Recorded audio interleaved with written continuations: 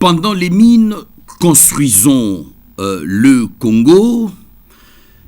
60 ans après l'exploitation du secteur des mines en République démocratique du Congo, pourquoi alors les Congolais n'arrivent-ils toujours pas à construire un Congo plus beau qu'avant? Ils ont pris ce serment le 30 juin 1960, mais 60 ans après, ils n'arrivent toujours pas à doter la République démocratique du Congo d'un Congo plus beau qu'avant. Pourquoi? Alors, le professeur Willy Kitobo Samsoni, ministre honoraire des Mines, fixe l'opinion et démontre pourquoi, avec les mines, les Congolais n'arrivent pas à construire un Congo plus beau qu'avant. 60 ans après l'indépendance, c'est que quelque part déjà la question montre qu'on n'a pas construit le pays après l'indépendance. Et donc en 2002, pour attirer les investisseurs, nous avons accepté de pondre une loi minière avec beaucoup d'avantages pour essayer d'attirer l'investissement. Avec espoir qu'en attirant l'investissement, bien sûr les retombées seront là. Nous allons avoir un développement. Nous allons profiter de leur exploitation. Si vous lisez le code de 2002, il y a des choses que nous avons laissées pour essayer de booster de gauche à droite cette exploitation, ce développement-là. Mais tout le monde le sait. Après autant d'années, beaucoup plus d'argent ne faisait que partir de notre pays. On n'a pas vu ce développement. Ce qui a poussé le législateur de la mandature passée avec le président Kabila de revoir le code minier. Mais je vous donne l'information, il était déjà prévu que 10 ans après, on devait faire l'évaluation et revoir s'il fallait revoir. Mais quand on donne l'avantage à quelqu'un, c'est pas facile de lui arracher cet avantage. Les miniers ont résisté, de sorte que quand on a commencé les discussions en 2012, 11-12, pour arriver à faire cette révision, nous avons attendu plus de 6 ans. Et même quand on est arrivé en 2018, les miniers n'étaient pas d'accord sur l'ensemble des dispositions qui devaient sortir de la loi minière. Mais dans un esprit de souveraineté, le pays a décidé en disant: nous avons négocié l'essentiel, les points qui restent. Nous les promulguons par souveraineté, puisque après tout, nous sommes propriétaires de nos mines. C'est vrai, ça a dérangé un peu les investisseurs, mais on a essayé, même dans la vulgarisation, de les faire comprendre que l'activité ne pouvait être acceptée dans ce pays que quand cette activité pouvait avoir un impact social, un impact économique et surtout agir sur notre propre développement. Et donc quand on a fait ça, c'était déjà aussi pour résoudre ce que nous sommes en train de nous poser comme question. On a revu le code minier avec ces objectifs-là. S'il y a des gens qui ont suivi le lancement de la vulgarisation du code minier, le 6 novembre 2019 au Pullman Hotel de Kinshasa, j'avais rappelé dans mon discours l'objectif primordial visé par le législateur lors de la révision. Je vais rappeler pour que vous ayez un peu plus d'idées avant que je ne développe les points qui nous intéressent aujourd'hui. Revoir au mieux les intérêts de l'État et des entreprises, le régime fiscal douanier et de change.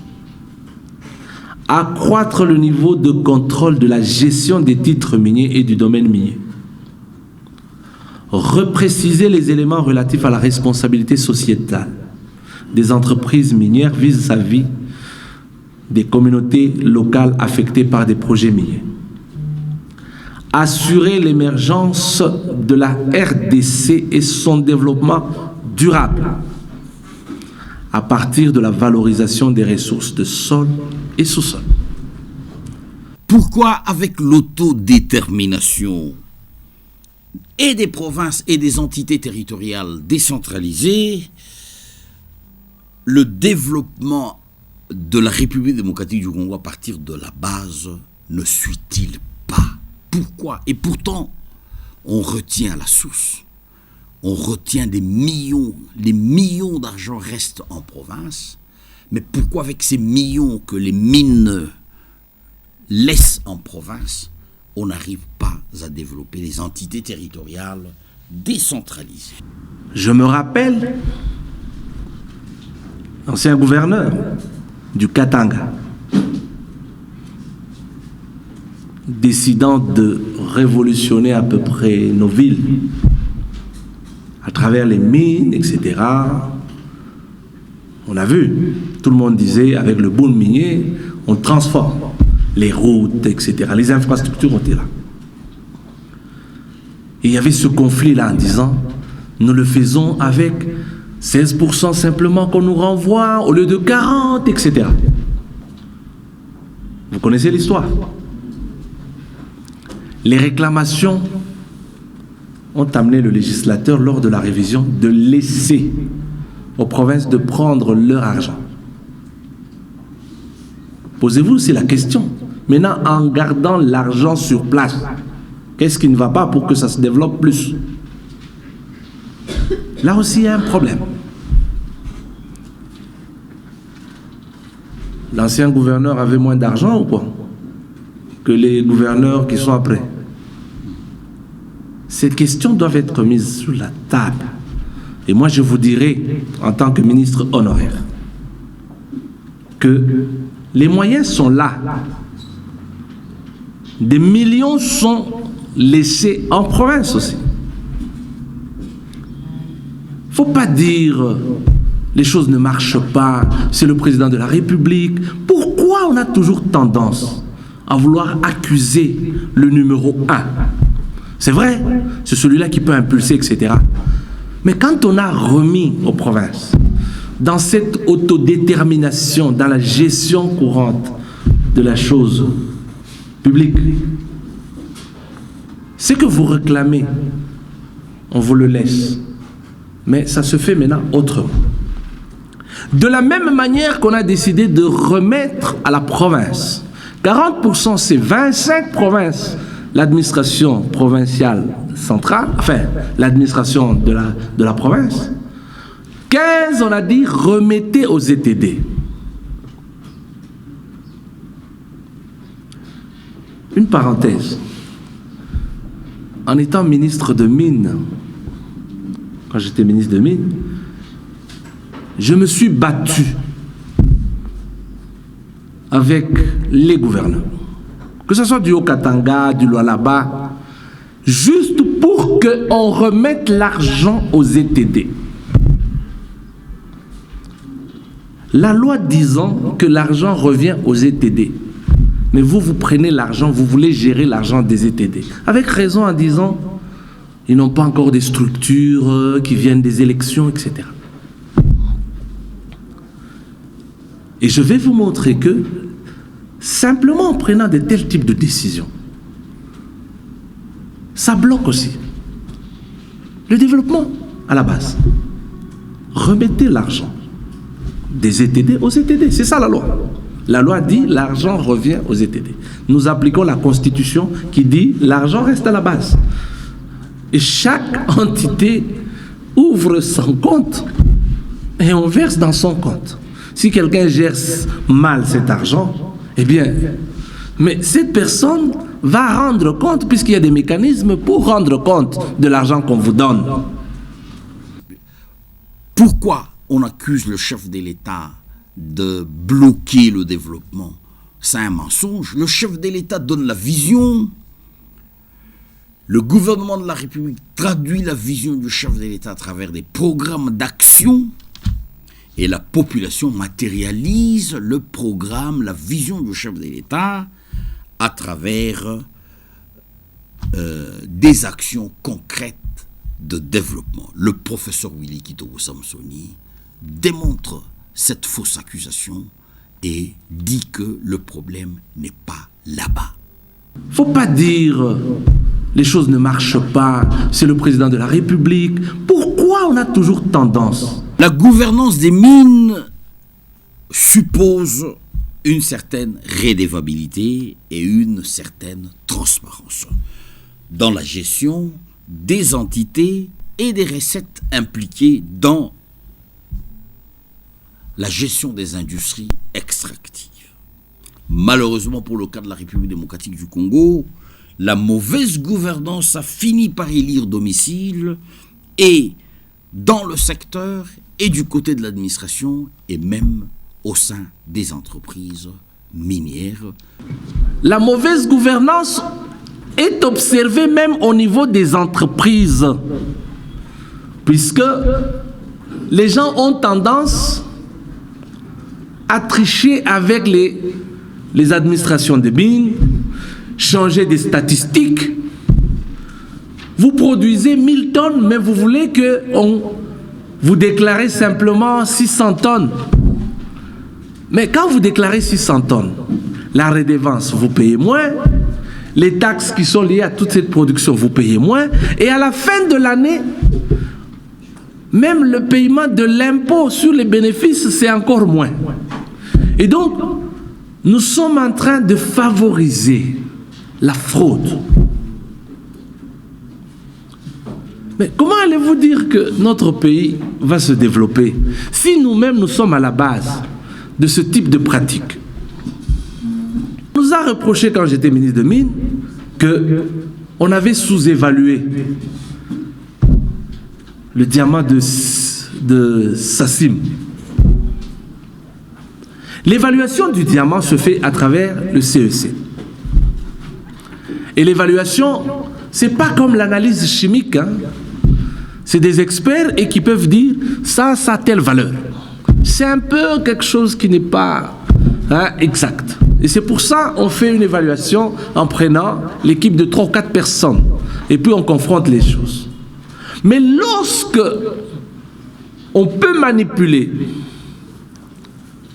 le chiffre en allant à côté de la CGT en disant « donne-moi un franc ». Moi, je descends le chiffre que je vais... Mais l'État perd. De tels types de pratiques sont dans notre pays. Vous allez dire, mais vous étiez le ministre de Mines, pourquoi vous n'avez pas fait ça? Pourquoi vous n'avez pas interdit ça? Quand on est ministre de Mines, on reçoit ce type de problème. Chaque jour sur la table, c'est 5 choses à résoudre. Il faut que les gens qui se trouvent dans votre structure comprennent que vous êtes là pour une bonne gestion, qui travaillent aussi de la même manière que vous pour que ça marche. Tout le monde veut être chef de division. Au Katanga, au Lualaba, etc. Et quand on nomme, l'essentiel des gens, c'est l'argent qu'on regarde. On ne regarde pas autre chose. Et donc la gestion doit être repensée à tous les niveaux. C'est comme ça qu'on avait décidé la restructuration des secteurs de mines. Et j'espère que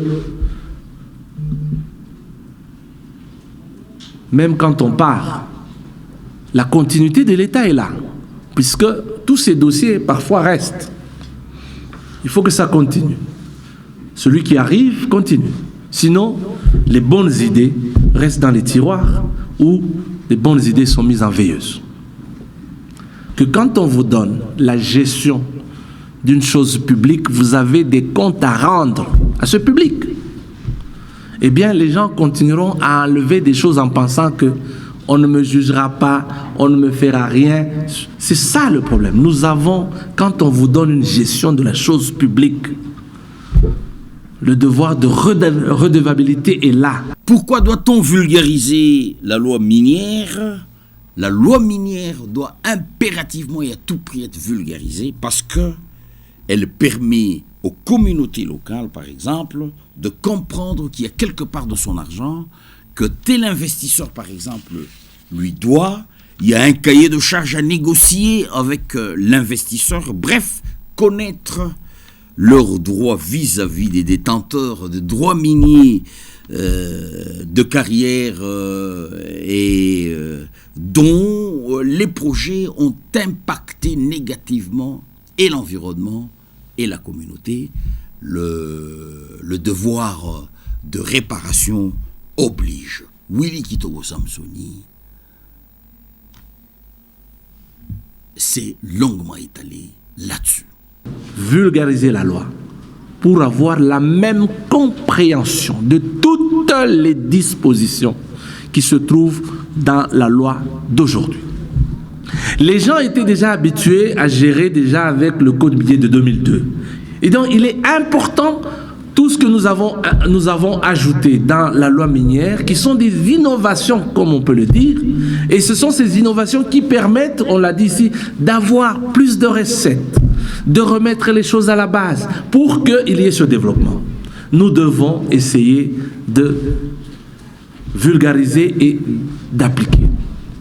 En parlant de l'application, et vous verrez que si nous appliquons la loi, toutes les dispositions de la loi, nous allons avoir le développement. Mon pays va mal, a-t-il dit.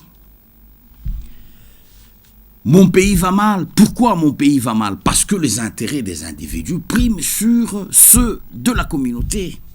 Il l'a démontré. Où en est-on avec le manuel de procédure de la gestion de la dotation de 3%? Où est-ce qu'on en est? Pourquoi le texte qui y avait déjà été discuté au niveau de la commission des lois tarde-t-il à venir? Pourquoi? Pourquoi l'argent destiné au développement des communautés à partir de la base est-il bloqué? Et pourquoi? Juste parce qu'il y a des individus dans ce pays qui ne veulent pas libérer, qui ne veulent pas que les communautés rentrent dans leurs droits et se développent à partir de la base. Moi, je le dis toujours, le pays va mal. On pense que quand on prend l'argent de l'ETD, on va le gérer mieux que quand on laisse à l'ETD. Mais au final, quand on commence à faire des contrôles, on trouve que l'argent des ETD est utilisé ailleurs. Et maintenant, vous poussez l'autorité à commencer à ajouter des textes pour contraindre même les provinces à laisser l'argent des ETD. Les ETD, je ne sais pas, ce sont des entités qui ont peur. Les autorités des ETD, ils ont peur de réclamer leur argent. Et ce sont des ONG qui doivent commencer à réclamer. Un chef coutumier est menacé puisqu'il réclame son argent, enfin l'argent de l'entité. Ce sont des choses, moi je le dis, qui sont de la mauvaise gouvernance, qui est la raison principale qui bloque aujourd'hui le développement de nos entités, le développement de nos provinces. Peut-on booster le développement des infrastructures d'une province à partir d'un mécanisme, à partir des mines dans une province bien donnée? Oui, ce mécanisme est prévu. L'article 220, la dernière disposition de cet article le prévoit. Ce mécanisme est prévu. Je l'ai moi-même fait, a-t-il dit, quand j'ai fus ministre provincial des mines. Nous avons développé des infrastructures dans le Haut-Katanga à partir des arrangements avec les miniers. J'étais ministre provincial de mines, ici, au Katanga. Nous l'avons fait. Il y a des routes qui ont été réfectionnées par des miniers. Et pendant quelques périodes, on compensait avec des voiries qui doivent payer. Et donc, utilisons tous les mécanismes qui existent pour que les choses marchent. Et nous pouvons donc trouver ce développement que nous attendons. Le fonds mine, le fonds minier pour les générations futures, est-ce de l'argent destiné aux générations à venir, aux générations de demain? Les générations actuelles, qu'est-ce que ces générations font de cet argent? Il faudra le thésauriser quelque part dans un compte séquestre et attendre que ces générations viennent. Les générations futures, est-ce dans 25 ans?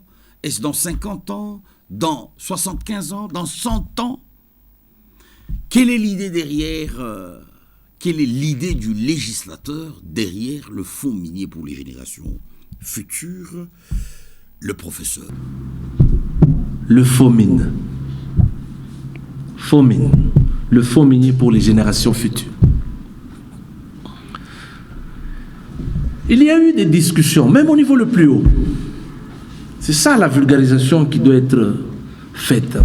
Puisque les gens pensent que quand on dit fonds minier pour les générations futures, c'est qu'il fallait ouvrir un compte là et mettre de l'argent qui va attendre les générations futures. Quel est ce pays qui peut mettre juste l'argent là en disant ça attend les générations futures? Et les générations futures dont nous allons définir, c'est à quelle période? C'est à quelle période? Je ne sais pas. Ce que l'on veut de FOMIN, c'est comment utiliser l'argent qui est mis à côté, qui n'est pas utilisé directement dans tout ce qu'on venait de dire ici. 10% de la redevance minière pour préparer l'après-mine. Voyez la mine qui est en activité, l'après cette mine-là. Ça peut être une autre mine que je découvre par l'argent qui est venu de cette mine-là. C'était ça l'idée. Quand vous lisez l'article 8, où on donne le rôle de l'État, de promotion, régulation des activités minières, hein, l'État laissant au privé, étant propriétaire, mais laisse au privé la gestion du secteur de mine, on termine par la dernière disposition où on dit l'État doit, pour bien promouvoir, c'est quelque chose que vous devez vendre. Mais vous vendez quoi que vous ne connaissez même pas? Il faut faire la recherche géologique, connaître votre sol et sous-sol. C'est le pays qui doit dire là. L'après Willy Kitobo Samsoni, ministre des Mines, aujourd'hui ministre honoraire des Mines, j'ai laissé, a-t-il souligné, plusieurs chantiers en termes d'acquis, en termes de texte et en termes de dispositions verrouillées pour préserver le développement des communautés. J'ai fait mon temps, je jouais ma partition, je suis parti, je suis fier d'avoir servi ma patrie. Il y a un arrêté interministériel que j'ai laissé lors de la remise des reprises pour montrer à peu près comment il faut gérer ces 15%.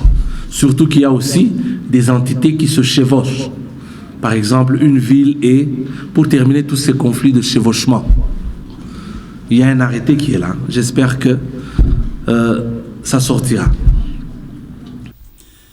Pour joindre la théorie à la pratique, plusieurs questions d'éclaircissement, plusieurs questions ont été soulevées par les participants. C'est notamment l'épineuse question de la vulgarisation à partir de la culture. Comment traduire le langage du législateur dans le langage du milieu à partir de la culture? Comment faire venir les artistes dans la vulgarisation?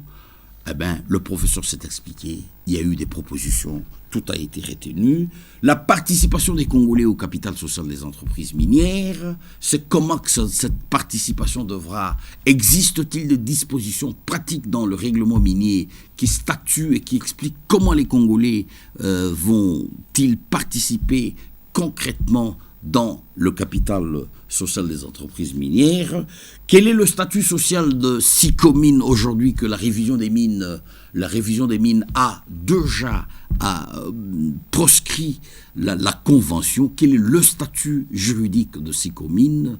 Est-ce que la révision, quelle est l'incidence de la révision de 2018 sur procédure, sur les attributions et des divisions et de l'administration des mines? Le professeur se justifie.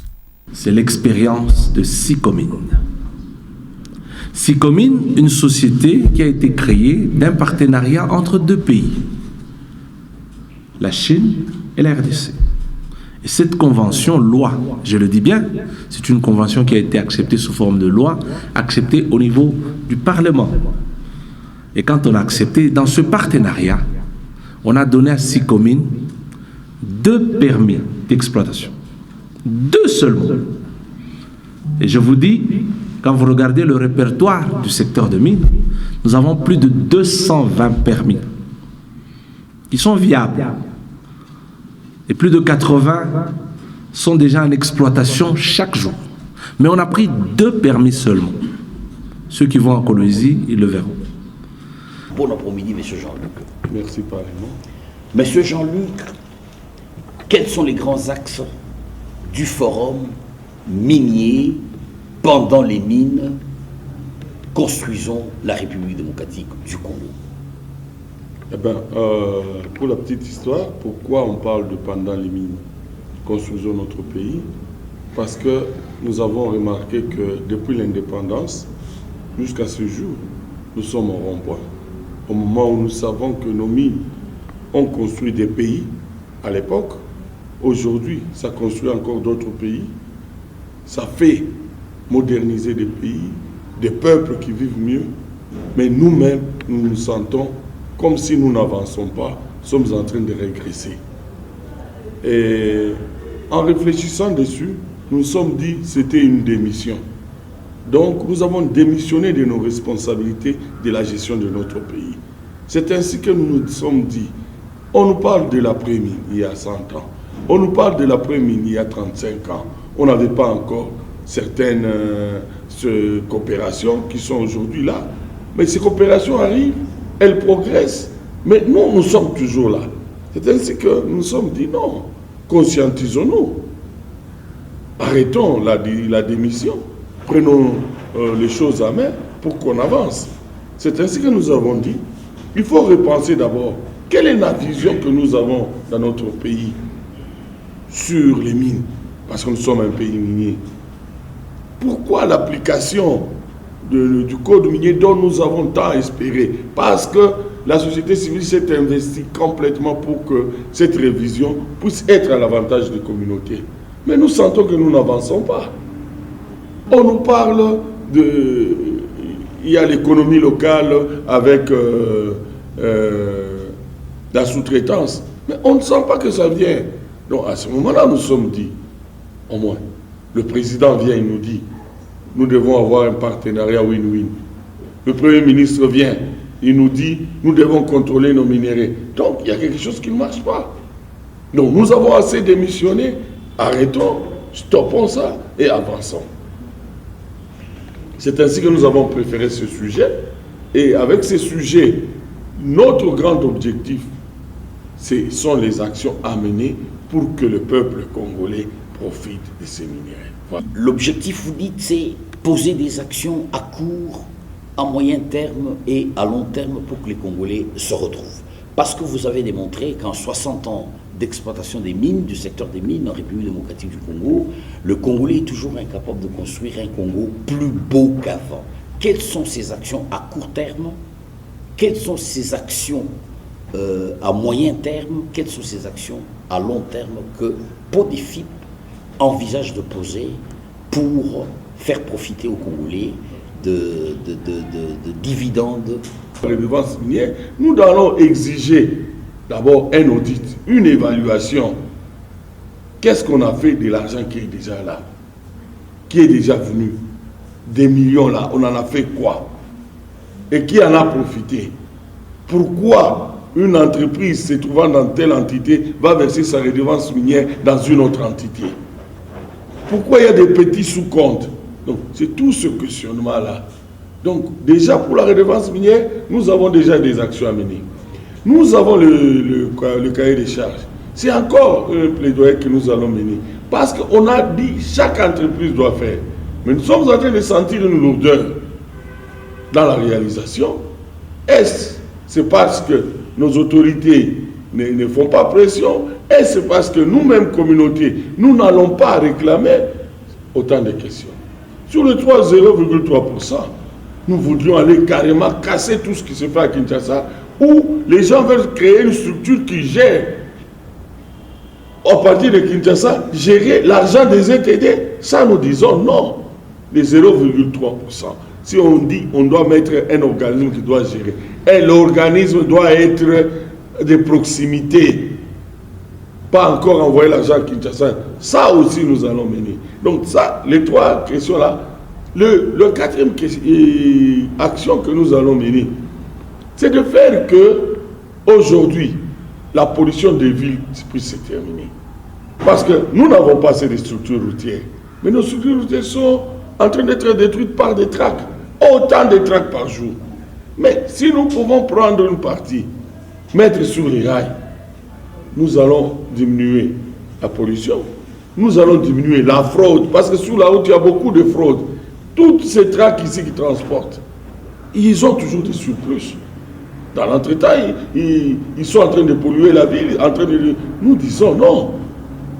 Nous disons non. Une partie doit aller sur les rails. Et tout ce que les gens vont dire, mais les rails ont des problèmes, oui, les rails ont des problèmes, mais nos routes aussi ont des problèmes. Pourquoi les entreprises peuvent donner de l'argent en avance du transport au privé, mais refuser à donner à la SNCC? Pourquoi? C'est parce que nous-mêmes, nous nous laissons faire. Contrôler nos minéraux. Nous disons, la GECAMI a des capacités. Si aujourd'hui ça a baissé, ça ne veut pas dire que la GECAMI serait incapable de contrôler comment nos minéraux sortent. Je pense qu'il y a des choses qui peuvent se faire stratégiquement. On ne dit pas tout ce qu'on peut dire à haute voix, mais nous disons il y a moyen de contrôler nos minéraux. Carré minier, construisons la République démocratique du Congo pendant les mines, n'attendons pas l'après-mine pour construire la République démocratique du Congo, parce qu'à ce moment-là, où trouverez-vous des ressources pour construire la République démocratique du Congo? Nous avons eu le plaisir de recevoir sur ce plateau de la télévision du peuple M. Jean-Luc Kayoko, coordonnateur de PODEFIP, une organisation de la société civile qui a organisé à l'occasion du 60e anniversaire de la République démocratique du Congo un forum sur les mines axé sur « Pendant les mines, construisons la République démocratique du Congo ».